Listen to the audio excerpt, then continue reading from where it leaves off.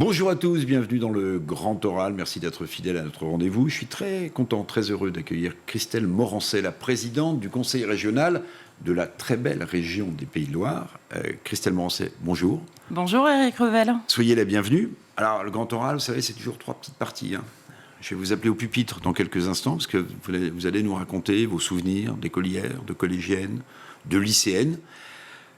Et puis après, on parlera de l'actu de l'éducation nationale, parce qu'il y a beaucoup de choses à dire, il y a des preuves qui sont inquiètes. Donc tout de suite, je demande le pupitre pour Christelle Morancet.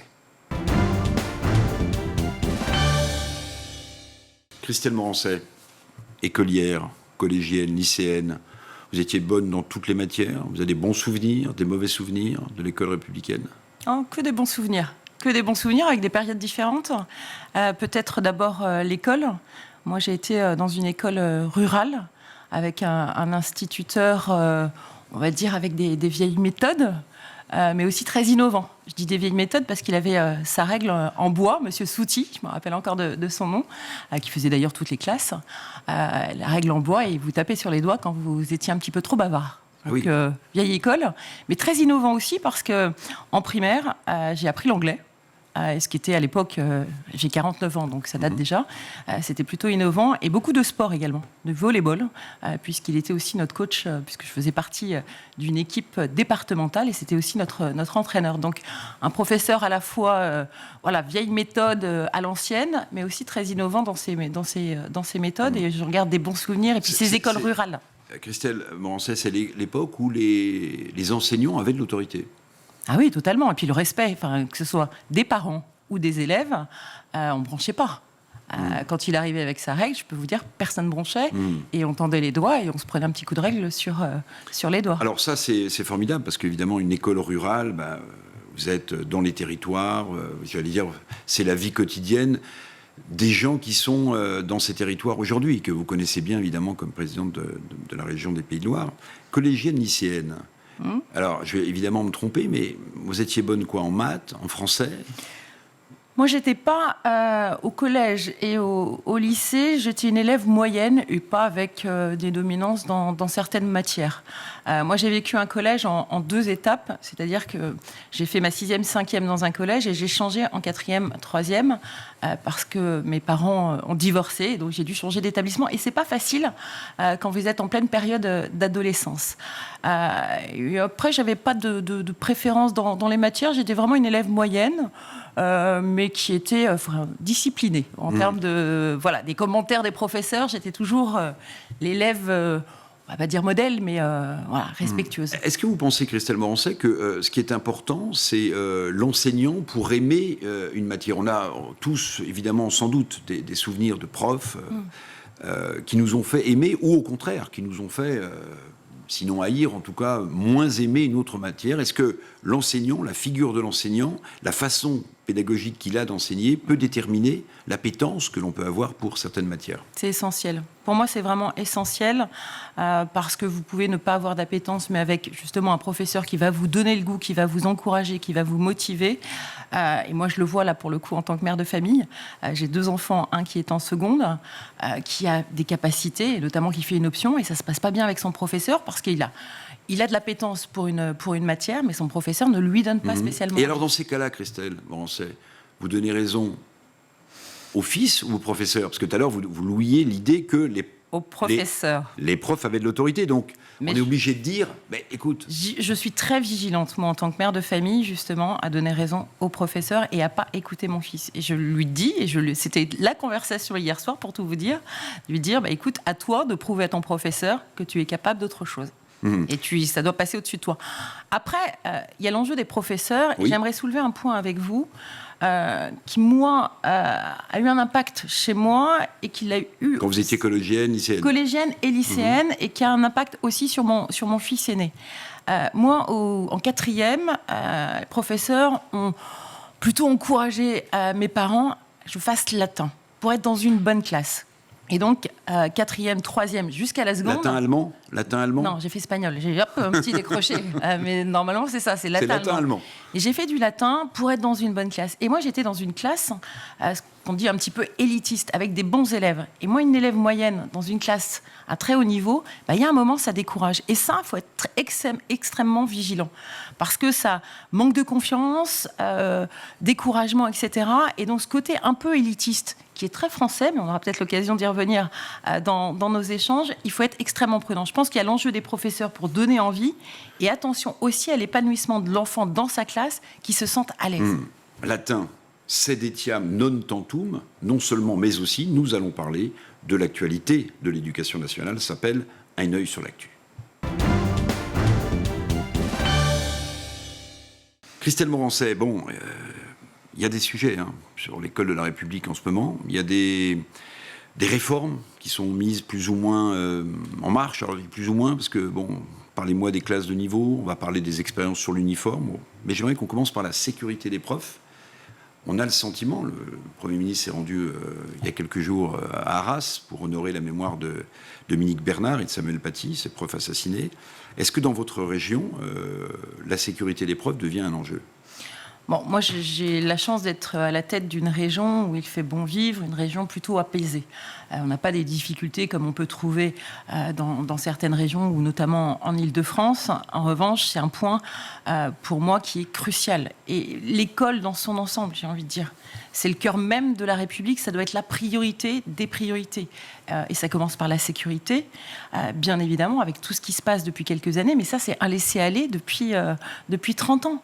Et aujourd'hui, on arrive, me semble-t-il, au bout d'un système. Et il faut retrouver, bien évidemment, la sécurité, mais surtout, et pour moi, c'est essentiel, sortir de tout ce qui est attrait à la religion, attrait à la politique, ça n'a pas sa place. L'école de la République doit demeurer laïque. Bien sûr, ça n'a pas sa place dans l'école. Et c'est même un danger.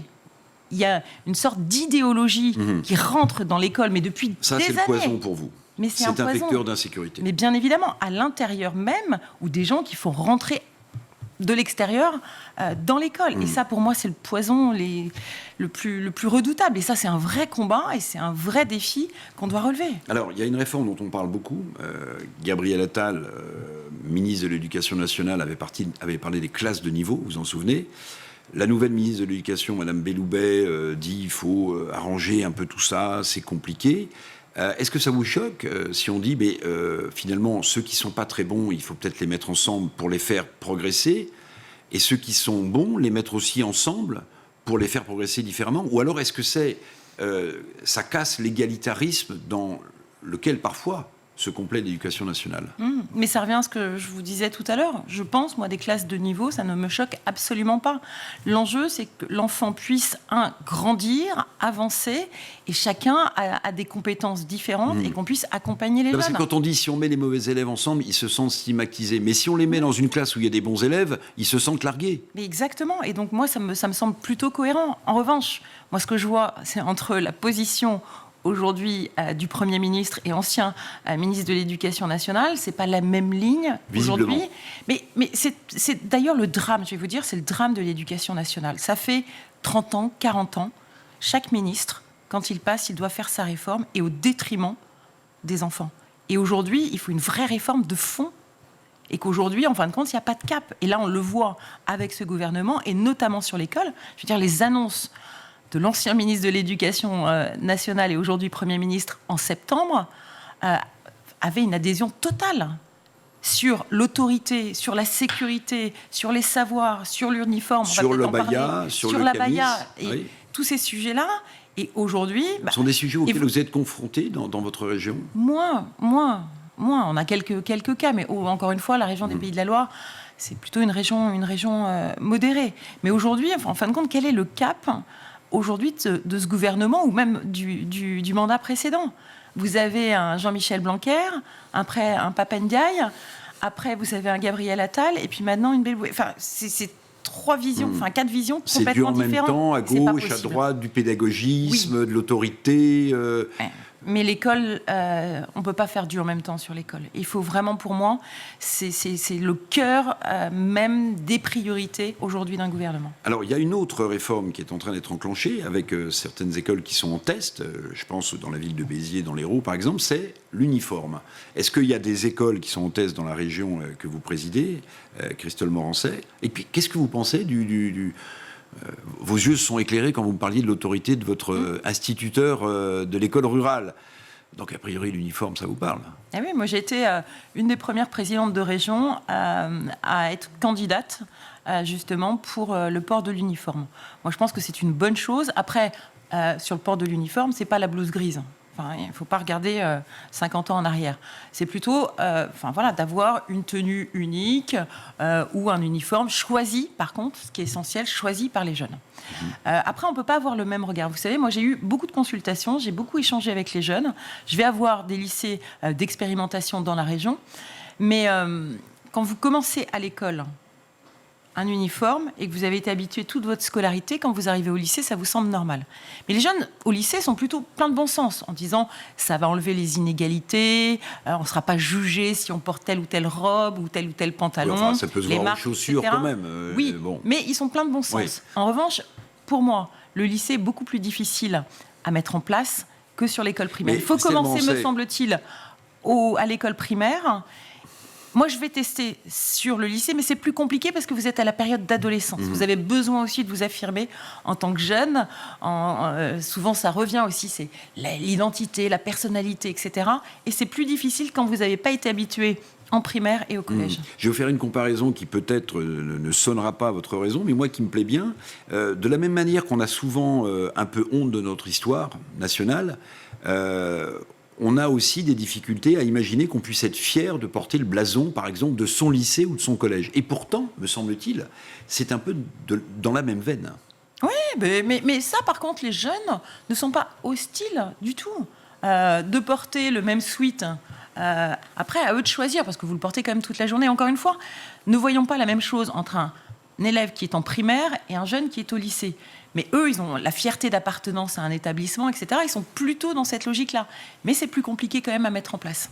En tout cas, moi, j'y suis favorable, totalement. Christelle Morançais, vous le serez peut-être un jour ministre de l'Éducation nationale, mais je vais vous demander de plancher. C'est votre exposé. Si vous y étiez, qu'est-ce que vous feriez?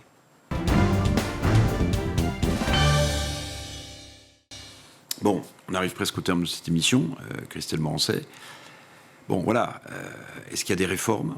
Vous disiez, il faut un plan global, il faut une vision stratégique. Il ne faut pas louvoyer entre ceux qui sont au ministère de l'Éducation et qui vont porter des politiques, finalement, qui vont perdre en route les enseignants. Qu'est-ce que vous feriez si vous étiez rue de Grenelle? Mais moi, je fais un reset. Je commence par un reset. Voilà. On reprend tout à zéro. On fait un vrai travail de fond et pas des petites réformes, comme je vous l'évoquais, comme ça existe depuis 30-40 ans aujourd'hui, où chacun fait sa petite réforme au détriment des enfants. Donc c'est vraiment un reset total, un Grenelle, des assises, etc.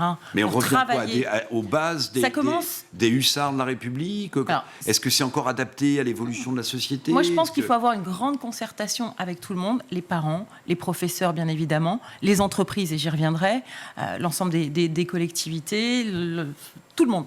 Vraiment pour travailler, un vrai travail de fond sur l'école. Après, sur la primaire, moi je suis très claire, c'est les fondamentaux. Savoir lire, compter, écrire. Ça, c'est la base de tout qu'on a totalement perdu. Sortir de toute l'idéologie qu'on évoquait tout à l'heure, et puis être aussi innovant. Regardez un petit peu ce qui se fait ailleurs, dans d'autres pays. Aujourd'hui, les élèves français ont plus d'heures de cours qu'à l'étranger, et on fait partie des classements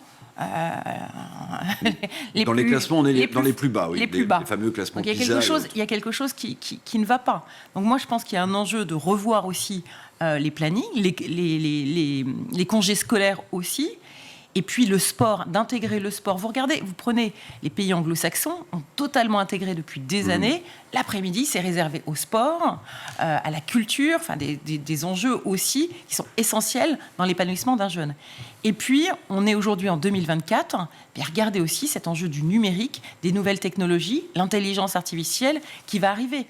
Moi, en tant que présidente de région, j'ai mis en place un ordinateur portable pour tous les jeunes qui rentrent en seconde. Pourquoi ? Non pas parce que je veux que le numérique remplace le livre, c'est que tout simplement aujourd'hui, le numérique, il est partout. Et je veux cette équité. Et on le voit.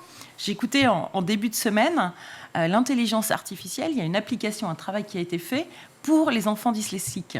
Et donc, grâce à cette application, ils peuvent apprendre différemment. Et je pense que ça, c'est un enjeu des nouvelles technologies qui sont essentielles. Tout à l'heure, vous disiez il faut revenir au basique, lire, écrire, compter, mais justement, quand vous avez l'intelligence artificielle, quand vous avez ChatGPT, par exemple, qui est capable de vous faire un texte sans faute d'orthographe, en imitant le style de tel ou tel auteur, est-ce que c'est si facile que ça de dire à ces générations-là écoute, tu vas faire une dictée et si tu as 5 fautes, tu auras 0. Oui, moi j'en suis convaincue parce qu'encore une fois, ça dépend des étapes.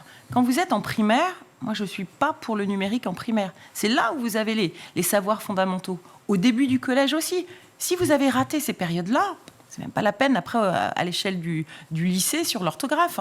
Et après, c'est au niveau du lycée que vous intégrez l'enjeu du numérique. Et puis ce qui est essentiel pour moi, c'est d'ouvrir le champ des possibles, qu'on sort du côté très avec les cases en France, silo, où vous mettez les élèves surtout à l'époque au niveau du lycée, vous avez la voie générale qui reste encore, ça fait 40 ans, mais la voie d'excellence, en gros, si vous n'avez pas cette voie-là, vous êtes partie des élèves qui ont des difficultés et qui sont nuls. Mais l'apprentissage, c'est formidable. L'apprentissage, la voie professionnelle, où là aussi on a du mal. Le président de la République a annoncé une réforme de la filière professionnelle. Et puis je ne vous parle même pas de l'enseignement supérieur, mais voilà, cet enjeu, aujourd'hui, il y a le monde académique et le monde de l'entreprise, et tout ça, ça doit être Alors, en lien. le monde de l'entreprise, vous voulez y revenir. Vous pensez que c'est important aussi, même si ça a toujours été un tabou absolu dans l'éducation nationale, de dire mais il faut préparer des citoyens, c'est vrai, mais aussi il faut préparer des formations qui auront des débouchés. Pour moi, c'est essentiel. C'est notamment l'enjeu 1 de l'apprentissage, c'est l'enjeu de la réforme du lycée professionnel, c'est de mettre en adéquation aussi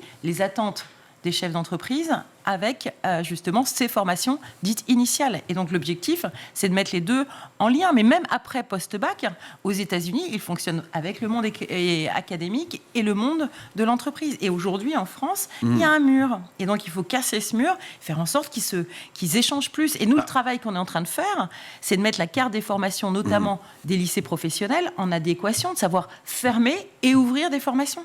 Mais par exemple, une des portes qu'ouvrent facilement les universités américaines. Vous pouvez avoir un niveau scolaire moyen, mais si vous êtes très bon dans un sport, en fait, vous êtes intégré aux plus grandes facs, à Stanford, au MIT, à Harvard. Vous parliez de la place du sport dans l'éducation nationale, ça demeure, on n'est pas une nation sportive, quoi. Ils ont une approche aux États-Unis, moi je suis en train de regarder un petit peu le système américain, ils ont une approche totalement différente. Post-bac, vous avez un jeune en terminale, il ne sait pas ce qu'il a envie de faire, est-ce qu'on peut comprendre? C'est normal.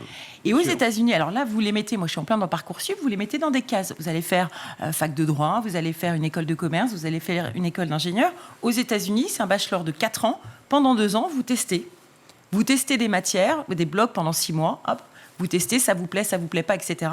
Et puis au bout de 2 ans, vous devez affirmer les matières qui vous plaisent et vous partez vers cette voie-là.